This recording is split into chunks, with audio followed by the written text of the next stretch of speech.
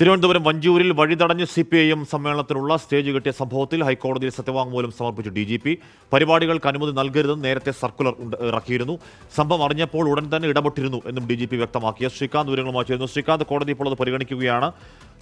ഇത് റോഡിൽ എങ്ങനെയാണ് സ്റ്റേജ് കെട്ടിയത്, ഇത് എന്താണ് കാൽ നാട്ടിയത്, ടാർ കുത്തിപ്പൊളിച്ചാണ് തുടങ്ങിയ ചോദ്യങ്ങൾ വീണ്ടും ചോദിക്കുകയാണ് കോടതി. ശ്രീകാന്ത്, ഇന്നാണ് DGPയോട് ഈ വിഷയത്തിൽ സത്യവാങ്മൂലം സമർപ്പിക്കാൻ കോടതി ആവശ്യപ്പെട്ടത്. അതിന്റെ അടിസ്ഥാനത്തിലാണ് DGP ഇപ്പോൾ സത്യവാങ്മൂലം നൽകിയത്. അദ്ദേഹം പറഞ്ഞത് പരിപാടികൾക്ക് അനുമതി നൽകരുതെന്ന നേരത്തെ സർക്കുലർ ഇറക്കിയതാണ് എന്ന് DGP പറയുന്നു. സംഭവം അറിഞ്ഞപ്പോൾ തന്നെ ഉടൻ ഇടപെട്ടു. പരിപാടി സംഘടിപ്പിച്ചവർക്കെതിരെ കേസെടുത്തു. സെക്രട്ടേറിയറ്റിന് മുന്നിലെ CPIയുടെ പരിപാടിക്കെതിരെയും കേസെടുത്തതായി DGP കോടതിയെ അറിയിക്കുകയുണ്ടായി. തൊട്ടു പിന്നാലെ കോടതി ഈ കേസ് പരിഗണനയിലേക്ക് എടുത്തു. ചോദിച്ചത് ഇങ്ങനെയാണ്: റോഡിൽ എങ്ങനെയാണ് സ്റ്റേജ് കെട്ടിയത് എന്ന് ചോദിച്ചു. കാലുകൾ നാട്ടിയത് എങ്ങനെയാണ്? റോഡ് കുത്തിപ്പൊളിച്ചിട്ടാണോ നിങ്ങൾ ഈ റോഡ് കുറ്റി നാട്ടിയത് എന്നുള്ള കാര്യം ചോദിക്കുകയുണ്ടായി.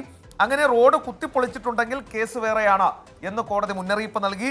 സെക്രട്ടേറിയറ്റിന് മുന്നിൽ വഴി തടഞ്ഞാണ് ജോയിന്റ് കൗൺസിൽ സമരം ചെയ്തത് എന്നുള്ള കാര്യവും ഇന്നിപ്പോൾ കോടതി പറഞ്ഞിരിക്കുന്നു. ഒരു കാരണവശാലും ഗതാഗതം തടസ്സപ്പെടുത്താനാകില്ല. റോഡ് യാത്രക്കാർക്കും ഒപ്പം തന്നെ കാൽനടക്കാർക്കും ഒരേ അവകാശമാണ് എന്ന് കോടതി പറയുകയും ചെയ്യുന്നു.